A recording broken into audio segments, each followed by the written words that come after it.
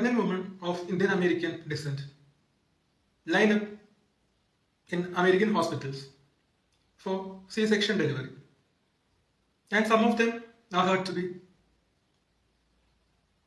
just of 8 or 9 months. This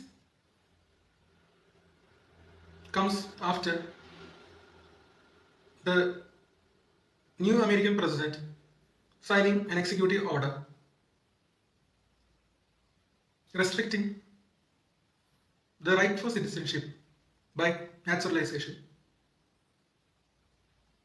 And the order was not implemented from that day, but it has a deadline. So, to catch this, mothers in US of Indian diaspora are trying to deliver their babies in a way that those children could get citizenship.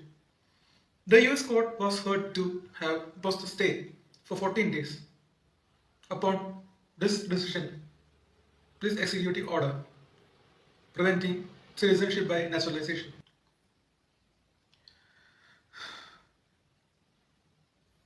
This has become the condition of the Indians. It's quite clear these countries like US doesn't welcome us anymore, and we are lining up, we are begging to throw away whatever we have in India and become citizens in US.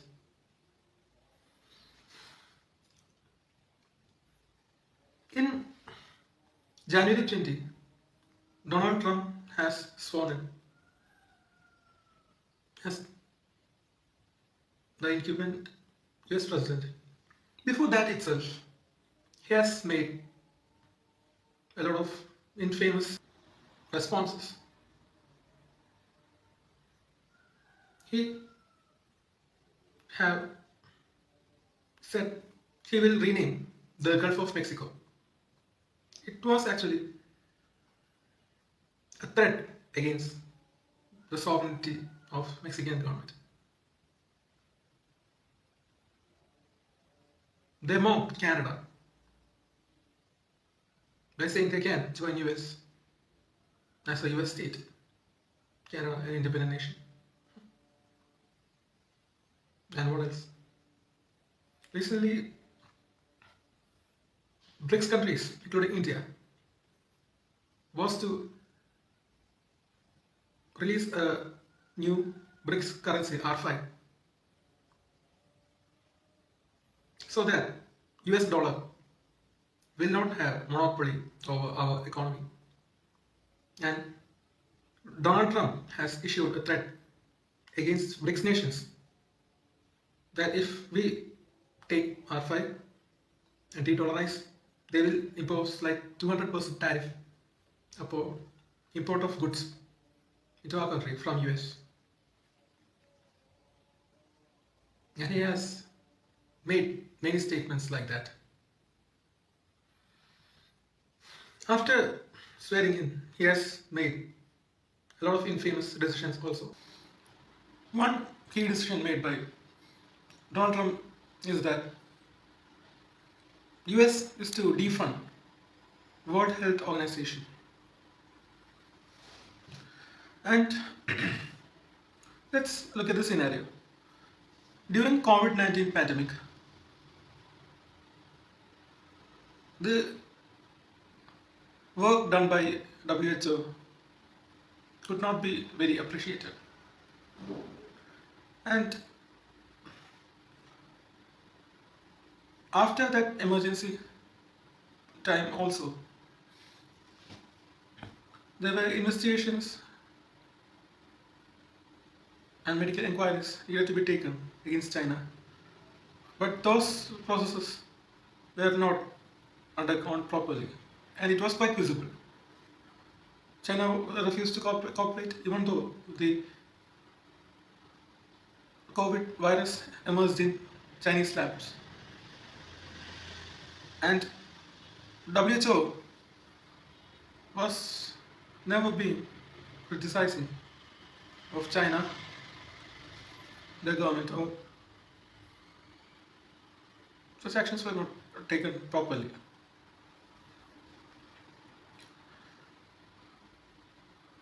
So this might have influenced Trump's decision to defund WHO, and the UN keeps repeating these kind of acts. In Israel-Gaza war also, the UNRWA being used by Hamas terrorists was such a huge mistake from the part of UN. UN never even went to recognize those mistakes in Khartoum, but instead ICJ have issued an arrest warrant against Israel Prime Minister Benjamin Netanyahu.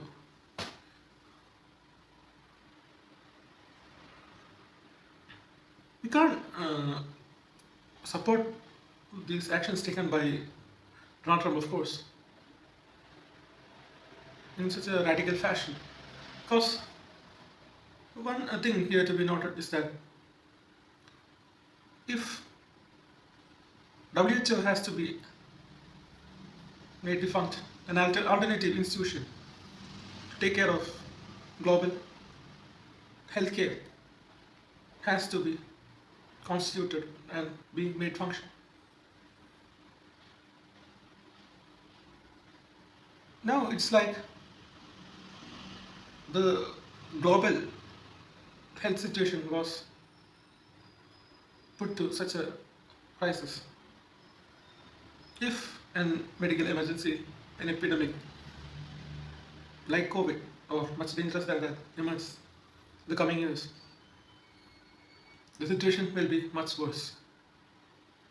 One other thing here to be noted is that while US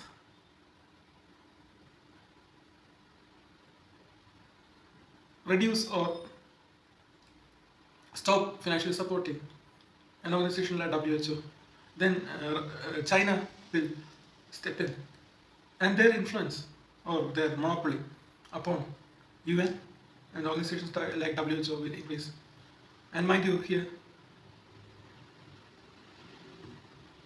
PRC is not a democratic country, but also they are involved in activities like aiding the state, aiding terrorist organizations, like for say, India's Naxalite groups.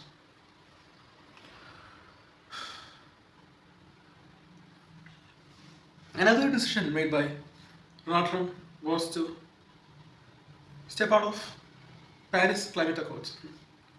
In previous Trump administration, he has influenced India into signing climate agreements. Thereafter, Trump has stepped out of Paris Climate Accords. While Joe Biden administration came in, the first decision made by him was to sign the Paris Climate Accords again. And while Trump now came in, one of his first decisions was to again step out of Paris Climate Accords. Not only that, I heard that he has made an executive decision removing all restrictions in mining and extraction, and its impact upon economy, the economic fluctuations it might cause. It's quite frightening. And also, whether US will be able to step out that easily, because once they become a signatory, they will have to, they are obliged by that agreement. and if there's some penalty clause or something for violating, and if it comes to that, then this decision of Trump might change or something else. And one other thing was Trump reinstating Cuba under the list of countries with terrorist activities.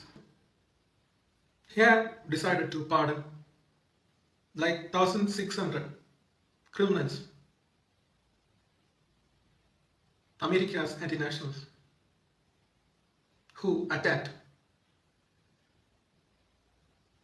US Capitol after Donald Trump lost the previous elections. Not the one that he now was victorious, but the election before that. So that has made it quite clear that Donald Trump was involved in the Capitol riots. He had reassured his commitment to prevent immigrants from Mexico into US, closing down US-Mexico borders to much extent. One thing I remember about this is that while Joe Biden was the president, it was the Republican Party and Trump supporters who were criticizing Joe Biden of preaching of Joe Biden himself while he was in opposition earlier, while Trump was president earlier, have alleged that US was caging little children who were trying to immigrate to US. They were imprisoning mothers, families, like that. And while Joe Biden was the president,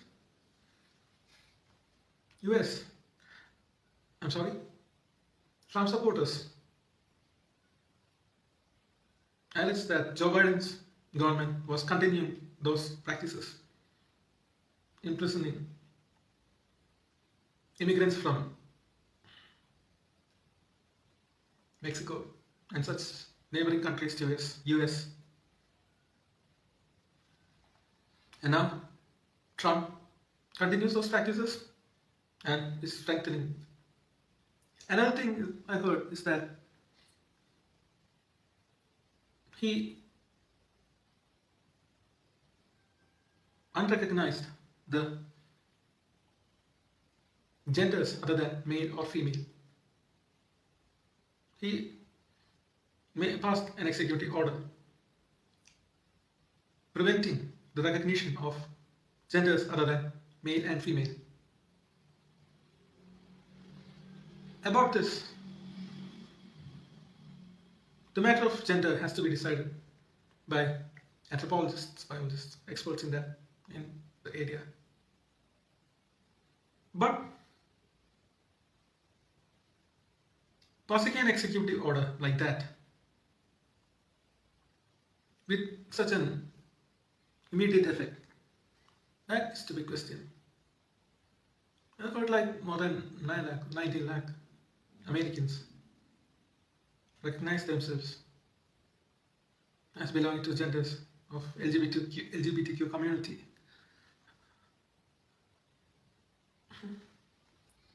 And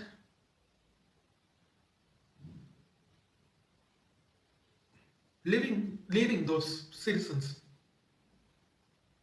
in a state of abandonment.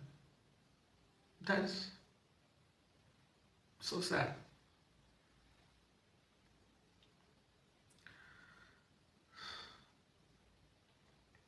Recently, during Israel-Gaza war, there was a Queers for Palestine movement. And in the previous video also I have mentioned my opinion The idea of cures for Palestine itself is self-conflicting.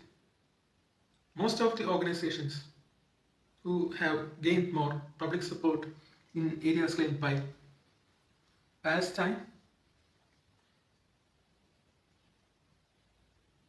are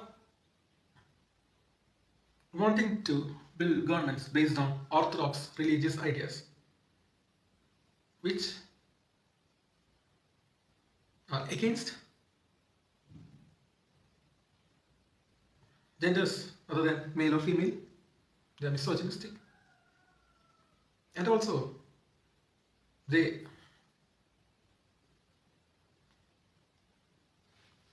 are of the opinion that there should be made human rights violations, persecution against the people of LGBTQ community.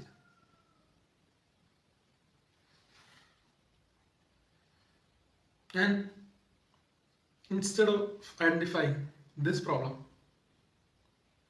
Case for Palestine were supporting these kind of orthodox organizations and their claims without any assurance for their security. It's quite sad. And these kind of movements might have indulged Trump's disposition.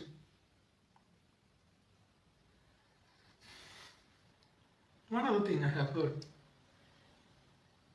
is that Donald Trump, after his swearing in, there was some inside conflict among Republicans, among Donald Trump supporters itself.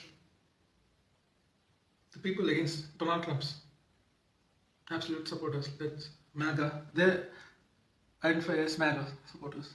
They wanted strict prevention of immigrants from India. Donald Trump came forward supporting Indian immigrants, maybe because of the presence of people like Vivek Ramaswamy in Donald Trump's campaign. But anyway, Vivek Ramaswamy was not appointed as a part of Trump's administration. I heard Department of Efficiency, it was now handed over to Elon Musk. And here, one thing we have to listen is that in countries like India, there are laws preventing a person appointed to the post of president and such other positions to not hold an office of profit, India or outside. US does not have such laws. And Donald Trump, Elon Musk, they are corporate giants. So, their neutrality towards making decisions related to corporate affairs, finance, economy, they might come to question. Such consequences might come in the future. And Trump made many such decisions like that.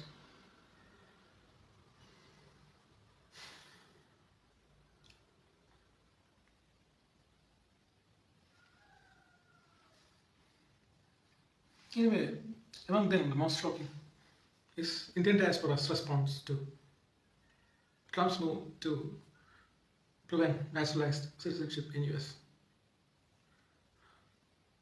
Why is this brain drain happening in India? Of course, lack of opportunities in India. The system not working here. A couple of days ago, I myself had a bad experience. I was in Delhi, and a pickpocket have stolen my wallet right in front of me. I have caught him, and during this confrontation, a police car emerged. They remained idle, and when I was calling for help from these police persons, the pickpocket managed to remove my hand and ran away. After he was 10 or 15 feet away, a police officer got out of the car and ran behind with me. I went to the police station. The theft happened right in front of police officers. They directed me to filing a lost report of my belongings. This officer was so lazy, he was not even ready to feed those data. He demanded me to do that. I was trying to file it. The internet connection, the station was not working properly. So I used my own mobile phone and internet to file the loss report. Then I asked for them to accept my complaint and give me a receipt, file an FIR. They refused to do that. They were making a lot of strange claims. They said the only option I have is to file an EFIR by myself. I went to the Delhi police website, tried to do that. The site was totally malfunctioning. I was not able to sign up as a user in the website and file an EFIR. I mailed a complaint to the Commissioner of Police of Delhi.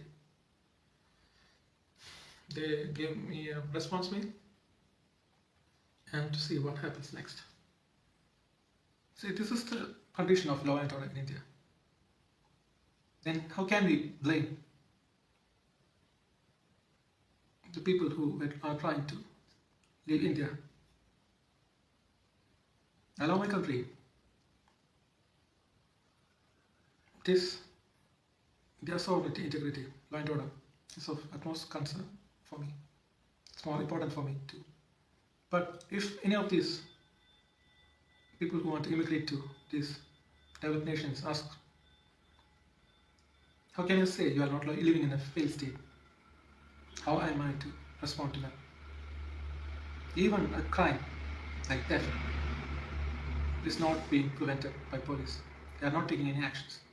They are not going through the legal procedure, the functions they are supposed to do.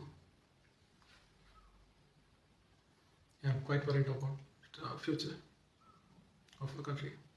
One policewoman even told me there are criminals coming from different states within India and abroad to Delhi.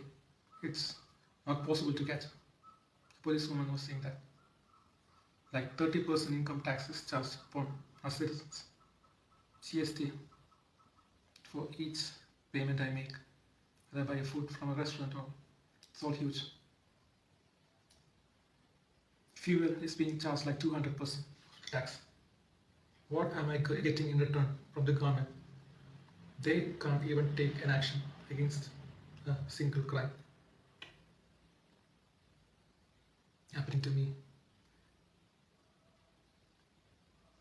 This is making our citizens beg in front of some foreigners' embassies.